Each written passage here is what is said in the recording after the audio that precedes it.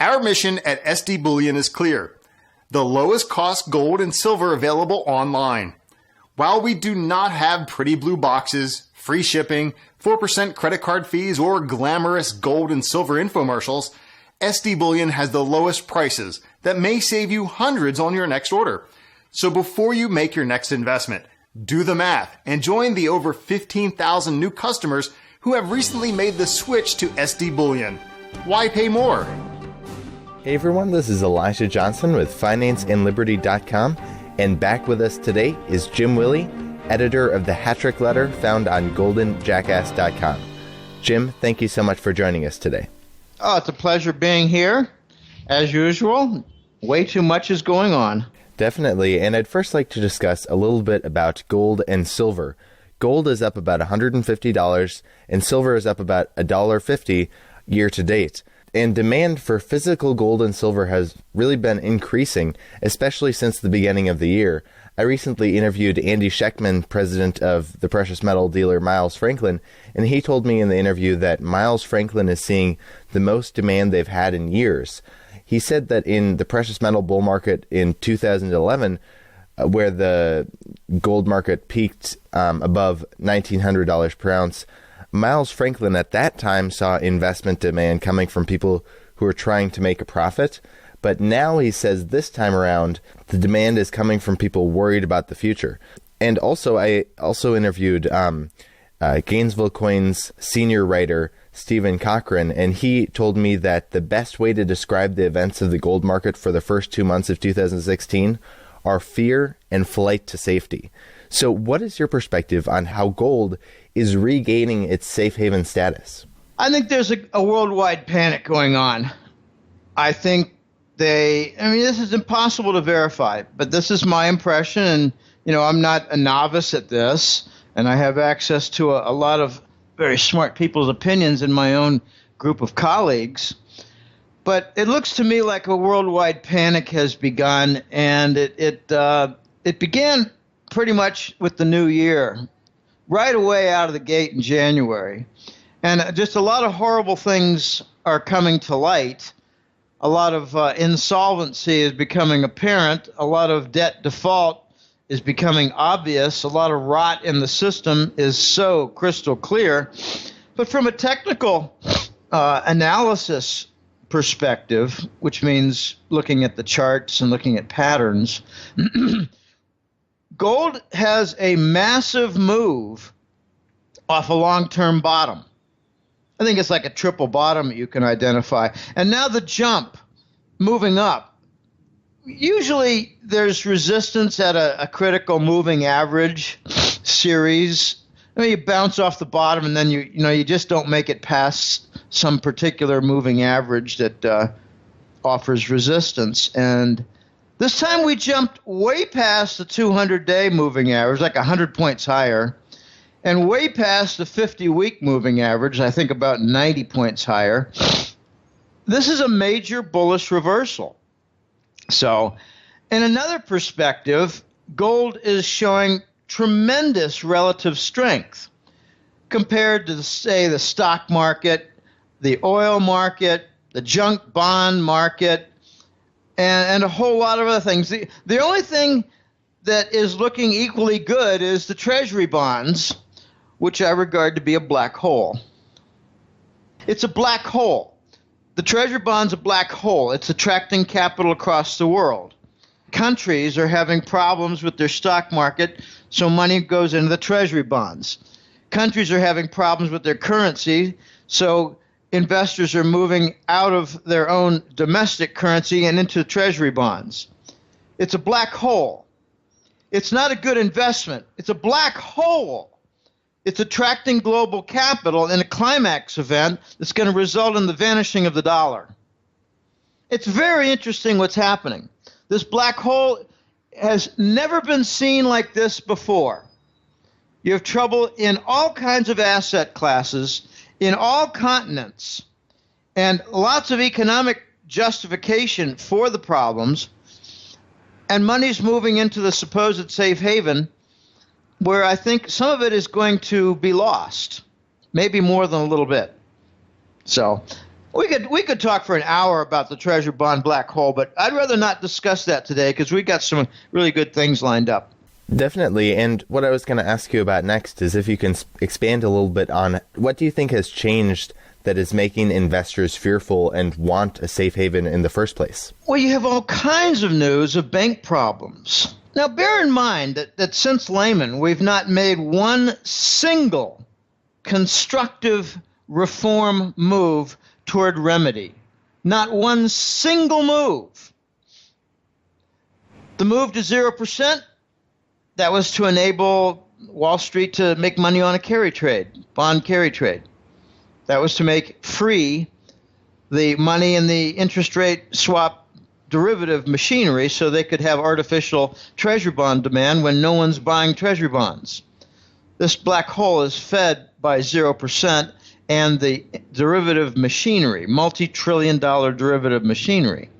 Okay, so they're seeing the bank problems. They're hearing about threats of bail-ins. They're hearing about negative interest rates. These are not normal things. It's much worse. You're getting finally what I forecasted in. I gave about 4 different interviews during Christmas holidays, and each one I outlined and described with some degree of detail how the expiration of the oil hedges would happen in January, February, March. And you're going to see a lot of energy firms fall and their banking partners realize tremendous losses. Well, it's happening now. But people are also noticing the shipping distress. I think there's actually an unspoken global strike now where shippers refuse to accept treasury bills. I don't mean shippers. The people who lease the ships, the people who use the ships to ship products like containers, they're refusing to accept treasury bills in payment, so the ships don't go anywhere. People are also seeing tremendous amounts of job cuts amidst this bullshit sluggish recovery. I mean, it's like there's a law. You must describe the sluggish recovery. No, fear is growing. Okay, you have leaking information about new currency systems. You have the RMB usage, Chinese currency, much more for trade payments. You're seeing bypasses of the U.S. dollar, like Russia and China are not using the dollar anymore for any of their oil trade. You have Iran coming on saying they want only euros, which is exactly what Saddam Hussein did that earned him an invasion. I think people who are a little bit smarter are noticing that QE, the monetary policy, is not working. It wasn't designed to work. It was put on in 2012 to cover the treasury bonds, absent demand, to cover the U.S. government debt that no one wanted to buy. It wasn't to solve the systemic problem. It was a patch to make sure that the U.S. government didn't default on its debt. So that didn't produce anything positive. In fact, it pretty much raised the cost structure everywhere and wiped out a good deal of profitability in companies. I believe that very basically described that QE as a monetary policy of printing money and covering treasury bonds destroys capital. By eradicating the profit margin, increasing costs, it puts equipment out of business and takes it offline. I mean, everything that the Euro Central Bank has done with its gadgets and all of its different, it's got its own little alphabet soup of junk facilities. They're not working.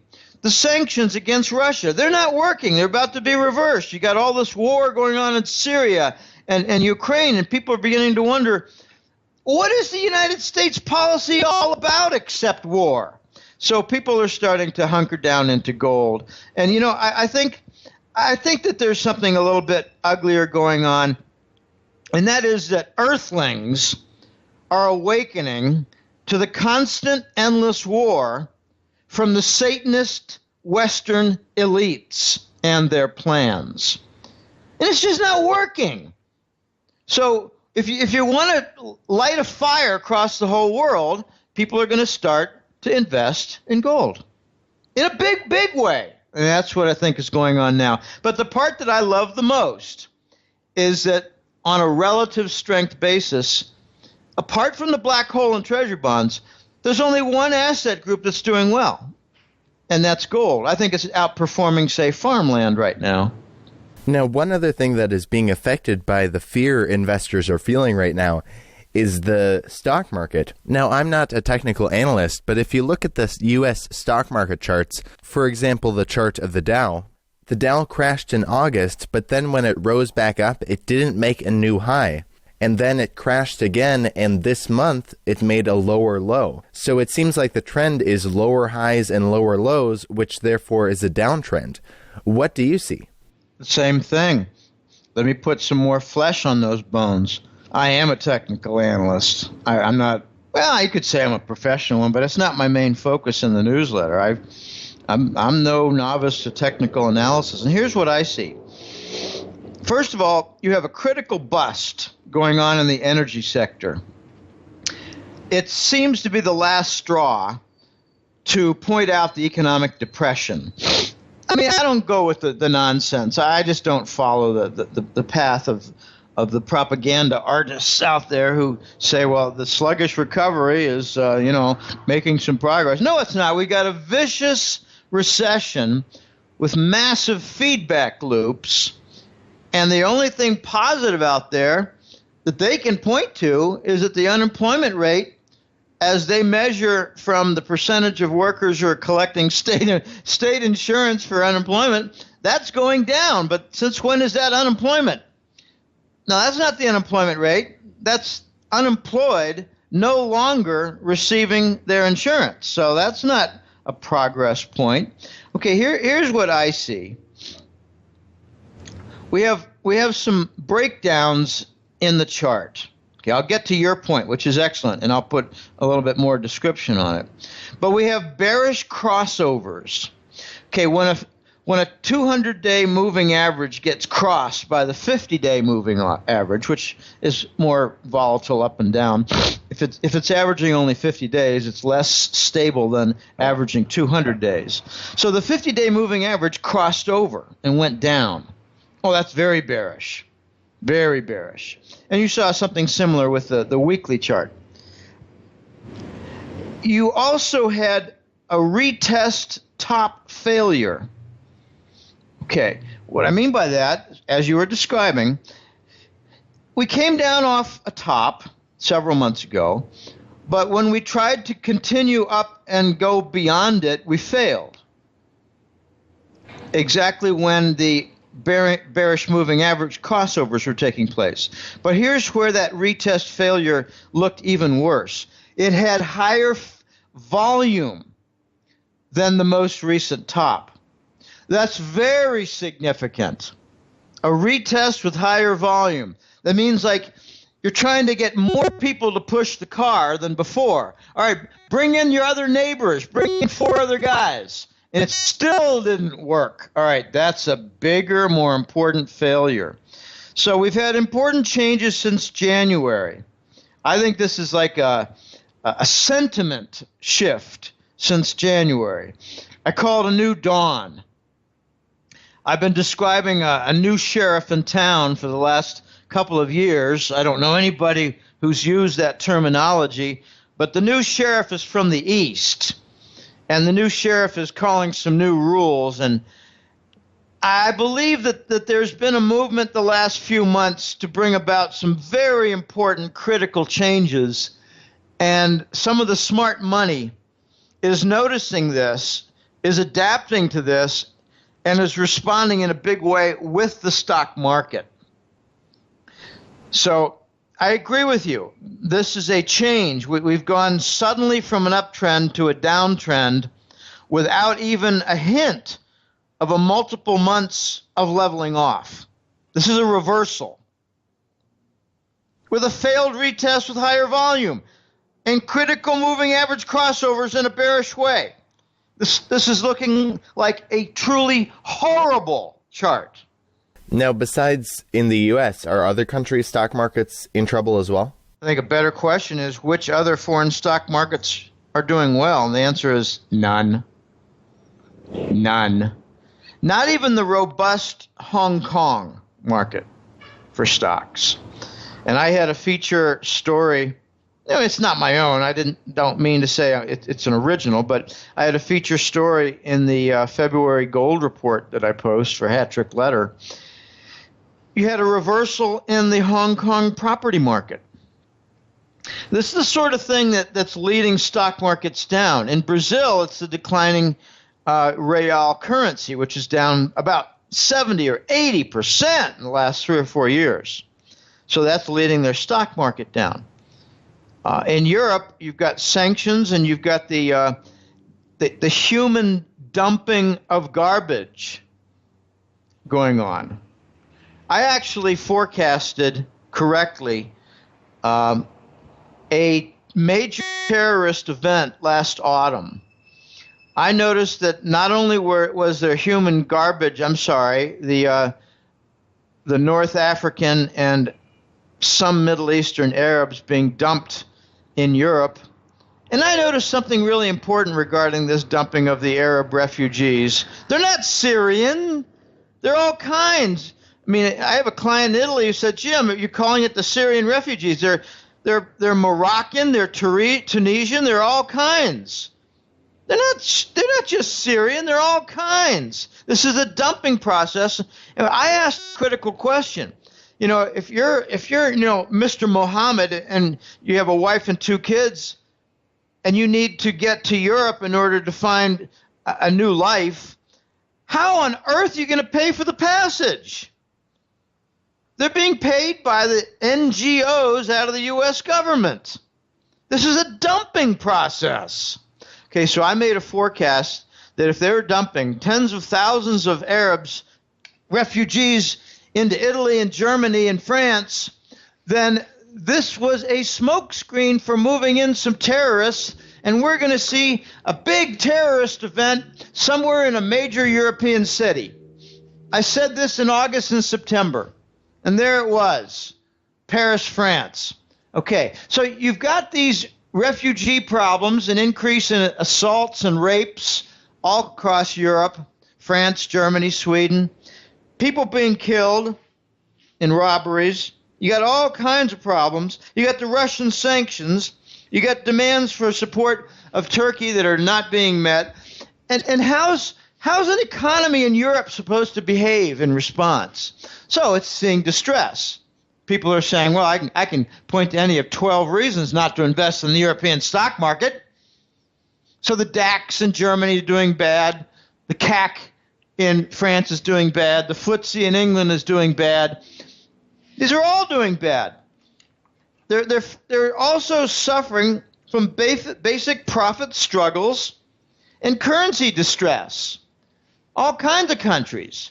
This is a universal problem right now, Eli, and it's not going away until we do the right thing. I've got a kind of a funny little story. Several clients and some interview hosts have said, but Jim, haven't they really tried everything? Nothing seems to be working. I said, no, they haven't tried everything. They haven't liquidated the big banks. They haven't installed the gold standard. They haven't removed the treasury bond black hole. They haven't done a default related to that on U.S. government debt. They haven't done everything. There's no gold standard. We're doing everything but the right thing. There's a joke in Europe that says the Americans would do all the wrong things, make all the wrong decisions before they do the right thing.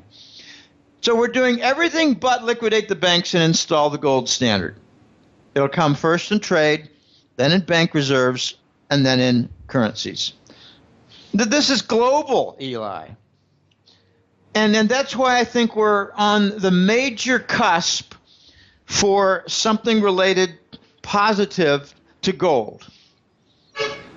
I think there's going to be a gigantic bandwagon worldwide in favor of gold. It's going to jump on it, and we're going to see a whole lot of new currencies that are gold-backed.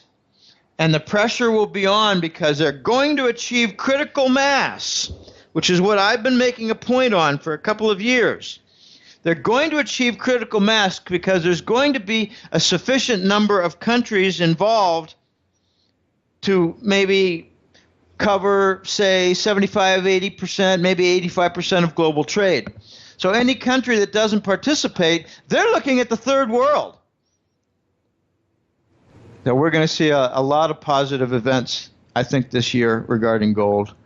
I mean, you can look at specific examples like the Shanghai gold fix is taking control from London. Yeah, the Shanghai gold exchange is offering RMB-based, Chinese currency-based futures contracts for gold that actually deliver in gold, unlike what the COMEX does. They don't deliver in gold.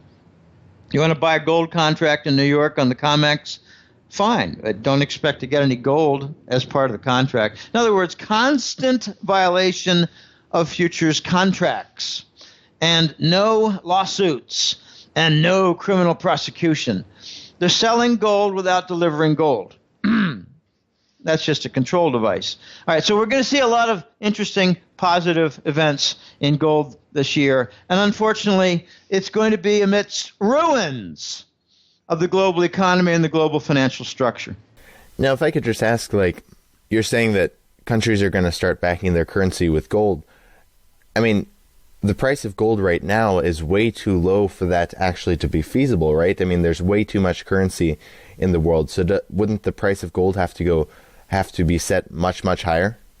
Exactly. And that's the plan. How high do you see the price of gold going? Well, I see several steps. I'd like to outline the steps and maybe put a few words behind them. I think we're going to see the big banks of the world realize we need to conform to Basel III and the rules related. We need to load up on some gold and put them in our bank reserves, now Tier 1 asset, as they call it. And when everybody's in place, this could actually be part of the reason why gold is doing well in the last month. Big banks are buying gold. And once that's all in place, then they kind of wave to each other and say, all right, systems go, and they double the gold price. And then suddenly you're at, between 2,000 and 2,500. And these banks are not fully recapitalized, but they've got a lot better condition than they had before. Then the next stage comes when, after that has been the case for a while, like several months have passed and we're still over 2,000 with some retests on the downside that are successful. In other words, increased volume to push down the gold price, and it doesn't go below 2,000, and that's seen as a positive event and signal. Then you're going to see the mining companies decide, all right, let's start working toward opening up these mines that we've put in mothballs. So you're still not going to get the new mine supply while you have all this new demand. So if you don't get that new supply coming in to meet the demand, and it takes much longer for the mining companies to achieve the new supply, then the gold price is going to continue rising with this new demand from the banks and the new realization among world investors that gold's in an uptrend, it's rising. Well, I'm going to jump on that. But it might take $1 billion to open up and bring back online a shut down gold mine. For environmental reasons, a costly process has been manifested and realized in the last year of sealing up the shut down mines. You can't just walk away with holes in the ground. You got to seal it because they leak. All right, so that'll take us way past 2,500, probably closer to 4,000 or 5,000. And then comes the serious demand for all the different global gold-based currencies. And the big banks are going to say, well, we need to get rid of all of these sovereign bonds. It makes no sense to have debt as a banking core asset. That's a very important point that highlights how sick our global financial system is. The basis and core foundation is debt. It's designed for a systemic collapse when you get too much debt. So that's what we're seeing now after 45 years since the Bretton Woods Accord has gone away. So you have lots of steps here, and I think we're going to get eventually past 10,000 on the gold price and get somewhere like 300 or 400 on the silver price. So given all these multiple steps that I just described, I think we're going to be on a rather impressive march that's not going to take, say, 5 or 6 years. I think it's going to take like 2 or 3 years. It's going to be breathtaking. The Chinese are fed up. They want to change the system, and I think they're going to be just like the Lord overturning the temples and their tables. The Chinese are going to overturn the COMEX tables and say we're dealing with a doubled gold price. Let's see if we can attain some equilibrium. But it's not going to work. It's not going to work because the new mine output is not going to be there. We're going way down. We got some major problems in the mining industry. Where's the gold going to come from? Well, I got some clients, Eli, who say, if we ever get to 2,000, I'm going to sell some of mine. And I tell them, I wouldn't sell more than 10% unless you're urgently in need, like paying off some big debts or, going to law school or something, going to medical school. And they all write back and say, oh, yeah, I just sell a small amount.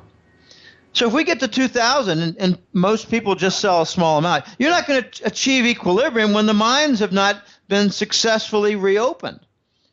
And then you get to the other steps like I described. We're going to have about 4 or 5 steps in the next 2 or 3 years that get us to 10,000. It's going to be exciting. You're going to be able to say victory, but not without a price. There's going to be a couple of macro effects that are going to be horrible. One is that the dollar goes away, and therefore so does the inventory supply system based on the dollar. That's a very important point. In Costa Rica here, I'm making a list of all the things that are supplied in dollar form. I'm buying up packs of Gillette razor blades. They're only available in imports. I think there's going to be empty shelves for razor blades. I'm buying up some, heavy, bathroom detergent, bathroom cleansers, stuff like that. I mean, as far as buying fruits and vegetables and coffee and milk and butter, stuff like that, no problem. The domestic currencies can handle that. It's the imports for the supply chain. I'm worried about gasoline and diesel for Costa Rica. We don't produce anything here. Nothing for energy products. Zero. It's imported. Some of it's imported from Nicaragua, paid in dollars. It's going to be disrupted. So the victory we get in gold is going to come with a price with the supply chain. In other words, chaos. I mean, what happens when trucks just can't get diesel? What happens? The supermarkets and the hardware stores and Home Depot, a third of their shelves are empty. I don't think there's going to be any gasoline shortage in the United States. I think there's going to be gasoline shortage elsewhere, other countries that rely on the dollar to supply it. The dollar's going away. I mean, I have just laughable conversations with Americans here. I say, are you aware that the dollar is used in international trade? No, I thought it was just for the United States. I mean, the dumbass responses are everywhere. Are you aware that crude oil is paid for in the dollar by Asian countries? No, I didn't know. That's kind of neat. The ignorance is everywhere. Our nation has been dumbed down to a tremendous degree by bad economics education, by minimal math requirements in high school. We've even done away with phys ed. There's no phys ed in the United States anymore because fat boys can't play dodgeball. Anyway, I get carried away. The next topic I'd like to discuss is a little bit about Deutsche Bank. Deutsche Bank recently has, in 2015, it lost 6.8 billion euros, which is the equivalent of about $7.5 billion. You said that Deutsche Bank could be the catalyst that takes down the whole banking system. Did you want to discuss a little bit about this?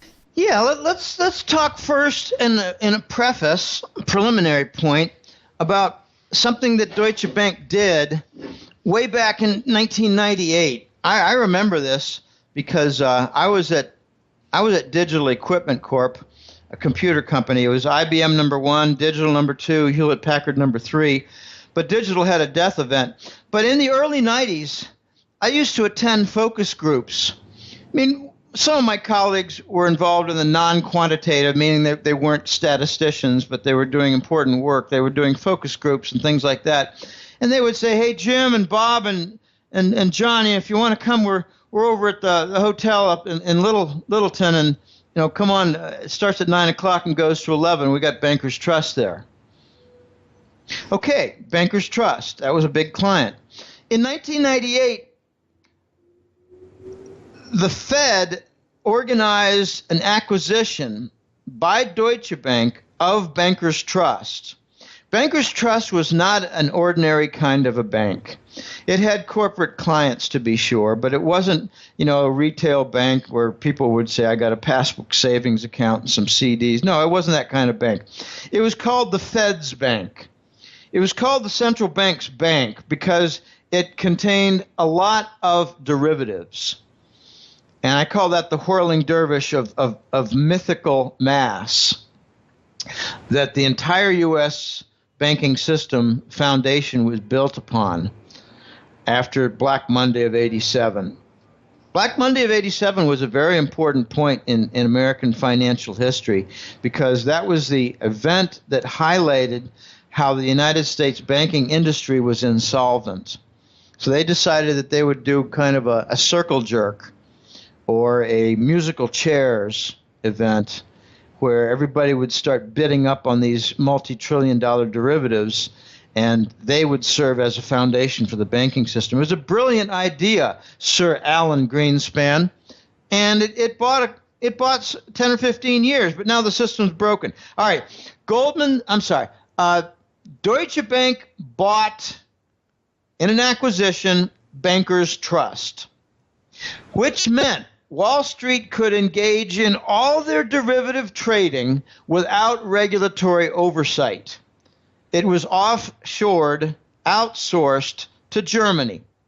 Okay? That's all breaking. And it's breaking principally, I think, with the interest rate swap derivative and all the movements in treasury bonds. It's breaking from the petrodollar derivatives that link currencies to the crude oil. It's breaking from junk bonds. It's breaking from the energy sector. Everything's breaking in Deutsche Bank. They're actually involved in every single type of banking operation and function, and every single one of them is breaking. I mean, when you get people saying, I don't know what's going on, I don't see any big problems, it means they don't understand that in 7 different areas of banking, everything is breaking. In other words, they don't have any idea about what's going on. They don't have the ability to perceive one single thing. Deutsche Bank is involved in every single type of banking business, and all of them are in total wreckage. The Voice told me back in 2011 and 12 that Deutsche Bank is going to fail. It'll take a couple of years because they'll do Herculean efforts to prevent its failure.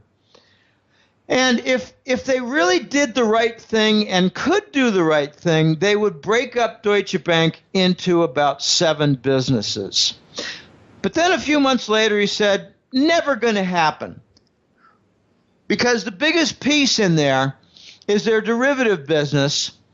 And if you put that to proper mark to market, it's probably worth a few negative $1 trillion.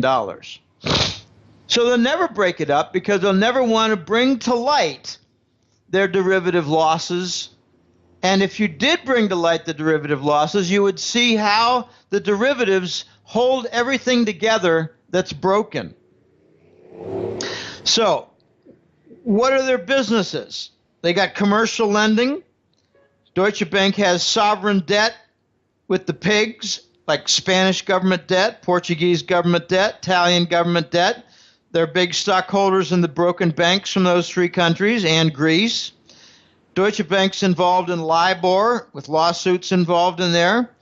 They're involved in the derivatives, as I described. They're involved in energy loans. They're involved in junk bonds. And they're even involved in the Russian mafia investments that were responsible for at least one or two of the J.P. Morgan flying lessons out of the 50th story without a parachute. So I like to describe this, Eli, as what Lehman was to the mortgage finance sector, Deutsche Bank is to the entire banking sector. So if you had the Lehman death, however that happened, the Lehman death, if that was a crisis to the mortgage and housing sector that contaminated nearby banking sectors, the Deutsche Bank failure is going to be a contaminant event for the entire banking sector. I think Deutsche Bank has the capability of bringing down the entire banking sector for the West and lighting the fuse that brings down the following banks that are all teetering. Royal Bank of Scotland, RBS out of England. Societe Generale, a bank in France. Barclays, big bank in London. But also Santander in Spain and Banca Intesa in Italy. All these banks, 1, 2, 3, 4, 5 of them, they are perhaps the most vulnerable. But Germany has other banks that are deeply in insolvency trouble, like Commerzbank. So what you have to look for with Deutsche Bank, and you've got some signals.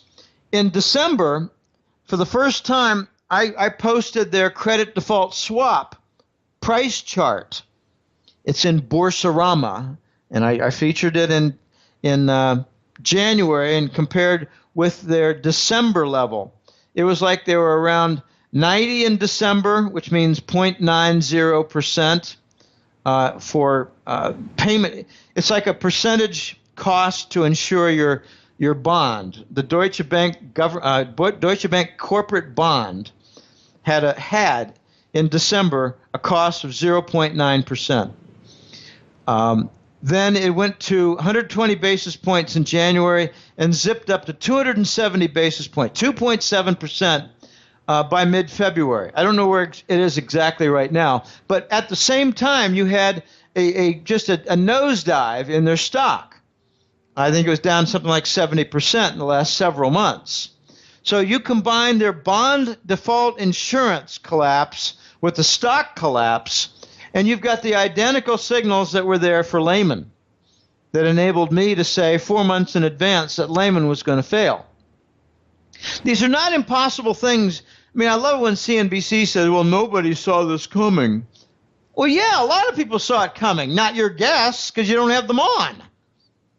You don't want to have people on CNBC in July of 2008 saying the credit default swap for Lehman Brothers is rising like crazy and looks like they're going to die. No, you cause a stock panic if you do that. So CNBC, they don't do capable reporting like that. No, that's you leave that for the hat trick letter to do. All right. Well, the last topic I'd like to discuss today is about negative interest rates. And negative interest rates are being tried by central banks in Japan and European countries. And as for the bond market, Bloomberg actually reported that $7 trillion worth of government bonds around the world have a negative return. And this is actually, I think they said at the time they reported it, it was like 29% of total first world countries' bonds, which is just enormous if you think about it. And so what does this mean as for the current state of the world financial system? I mean, have we ever seen in history, have we ever seen negative interest rates? No. Have we ever seen the global financial system collapse? No. No, and that's what's happening. Okay, let's suppose you had Alan Greenspan doing a press conference, everybody genuflecting and kissing his ring in, say, 1989. Okay? Mr. Greenspan, could you foresee in the future a day when the United States would have 0% for the official Fed funds, or 0.25%? Oh no, I'm sorry, that would never happen in the United States, Sir Alan Greenspan would say. Another guy would take over a mic and say, Mr. Greenspan, could you foresee into the future where the Federal Reserve would authorize the printing of money to buy U.S. government debt securities? Oh no, that's what they're doing in Japan. That would never happen in the United States. Another guy grabs a mic and says, Mr. Greenspan, could you foresee in the future a day when the U.S. big banks would charge money for people to put cash in accounts? Oh no, that's ridiculous.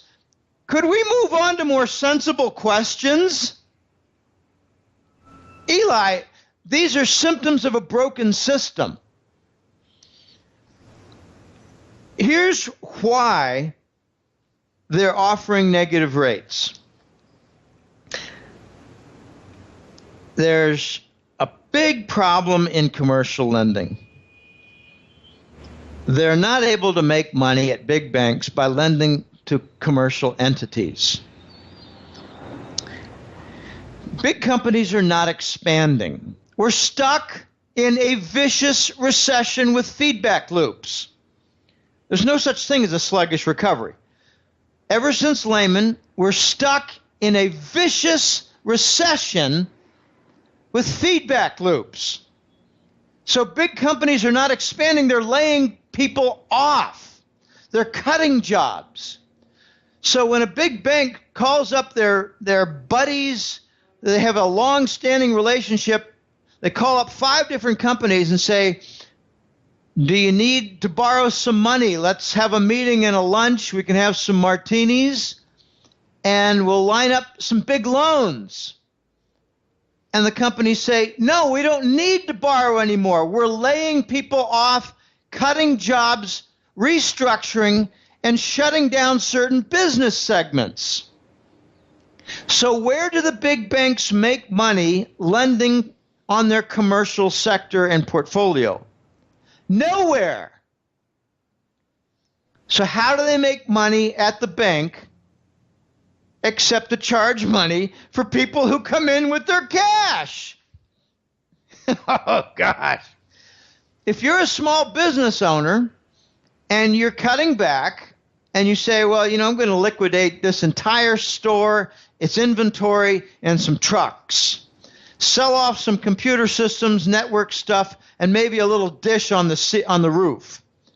And with all this, we're going to get about $80,000, and we want to put it in the bank because we have no use for it as capital. And the bank says, well, gosh, we have too many companies like you in small business that are doing precisely that. We can't offer you an interest rate anymore. So we're going to charge you some money for putting it away. Oh, my gosh. In my opinion, this is so backwards.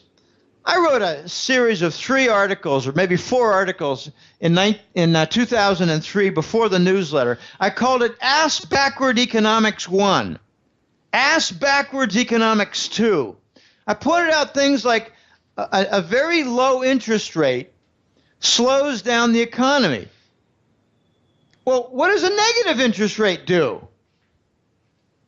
Does it maybe bring about an even more rapid capital destruction?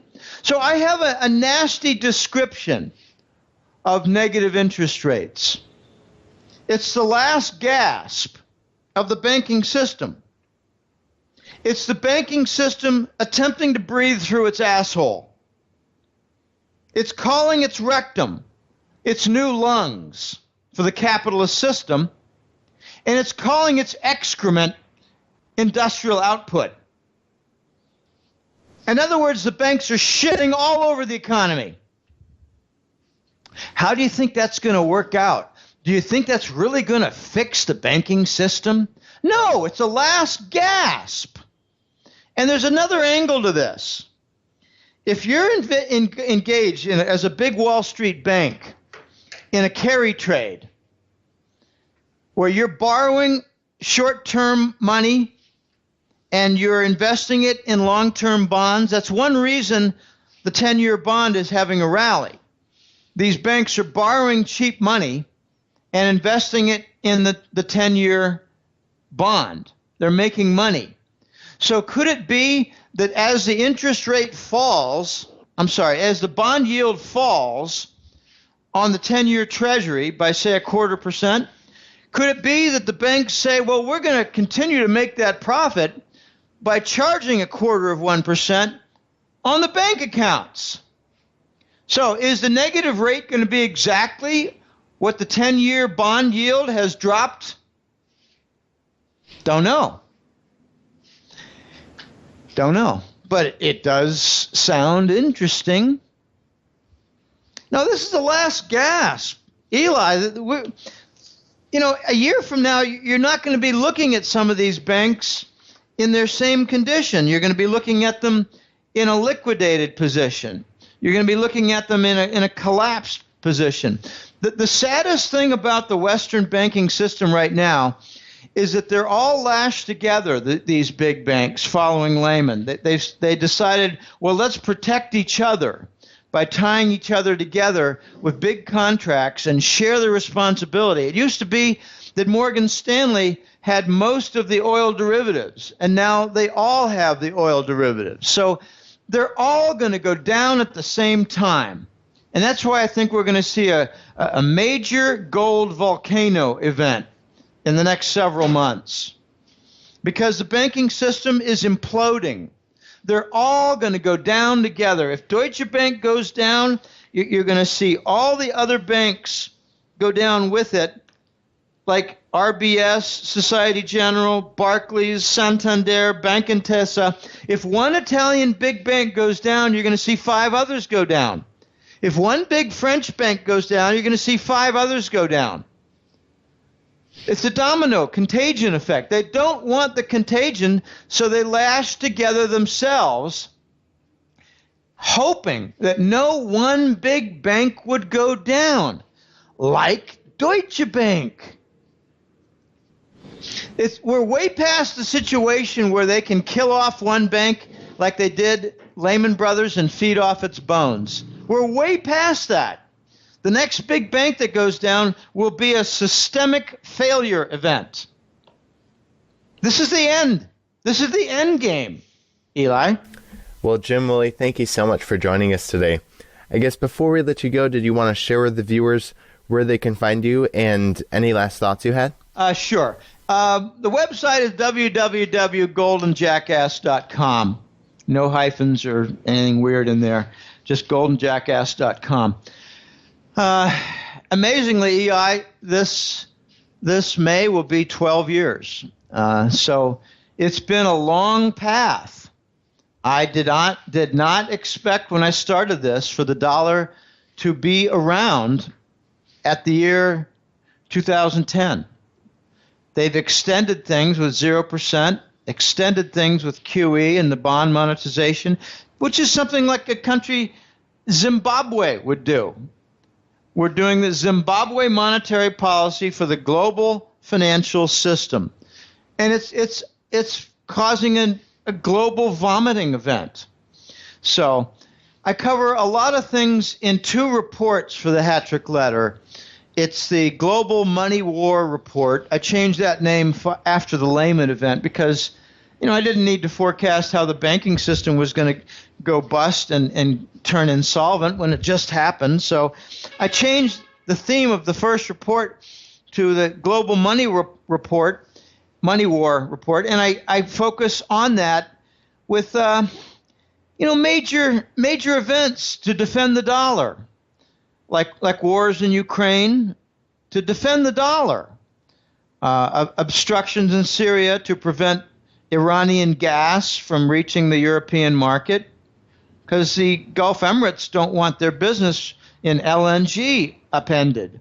So there are a lot of major events like Russia and China going off the dollar standard for trade, especially oil. A lot of events like the Chinese spending really $1 trillion or more of their treasury bonds to buy up assets around the world. So those are money war topics. The second report is the gold and currency report, where I get down to the nuts and bolts, like Indian demand for gold and silver, North American demand for gold and silver. And there's an interesting point regarding North American silver demand. If you add together U.S. coin demand for silver to the Canadian coin demand for silver, it is less, it is overwhelmed. The silver demand does not get filled by North American silver mining output. The demand for silver coins in the U.S. and Canada exceeds the mining output in North America. I should say Canada and U.S. because Mexico is different. Mexico has some demand, but I don't have data on their output versus coin demand. That's a remarkable event, and that's in the gold and currency report. I didn't get a lot of sleep last night, messing up on a couple words here and there. And there's another big phenomenon that I cover in the gold and currency report, and that's the massive changes going on in the silver market, where 10-year-old coins now are not given the same price as a 1 or 2-year-old coin. They're called bullion coins, but the 10-year-old coins are being given a price more consistent with a 100-year-old collector item. And you're also seeing the live market for silver go completely dry. That's it's kind of a side market where, got an emergency. I need $10 million worth of silver to complete a certain large scale project. And I'm willing to pay $15 premium on the silver price. In other words, I'm willing to pay $25 to $30 per ounce if I can just get my hands on $10 million worth. It's called the live market. It has zero supply now. And the last thing is the silver, what do you call it? The silver cycle. The silver cycle is where grandma's silverware from your dining set. You bring together all the different silverware from estate sales, and that used to be sold at a 10% cut, less than the spot price. Now it's a premium. Well, that whole industry now is overturned. They're going straight to the refineries with that now. They're not wasting their time selling to the middlemen at a discount. So the middlemen are out. Okay, I cover things like that in the gold and currency report, which has kept its name for the entire 12 years. It's a labor of love, Eli, and this is climax time, people. This is your last opportunity to get gold and silver. This is your last opportunity to get your money out of the banking accounts where they're likely to take a 35% cut out of them. I think the cut with the bail-in could be coincidental, in other words, happen at the same time, as the bail-ins related to new currency. If they offer a new Scheist dollar, the bail-ins might happen at the same time. So, interesting times, Eli. Thanks for having me on, and if people cannot realize that this is the climax and the end of the current system, then you probably never will. It's like sleeping through a hurricane. This video was brought to you in part by ReluctantPreppers.com. Click here to watch Reluctant Prepper's latest interview with Ann Barnhart. What signs indicate we are on the edge of the precipice? Founder of the former Barnhart Capital Management, outspoken critic of unconstitutional government and lawless economic power systems, Ann Barnhart returns to Reluctant Preppers to sound the alert of clear and present danger evidenced by the patterns of power and megatrends across major spheres of concern that signal we are on the verge of a cataclysmic social, economic, political, military, moral, and spiritual collapse. Buckle up and get ready for an eye-opening briefing.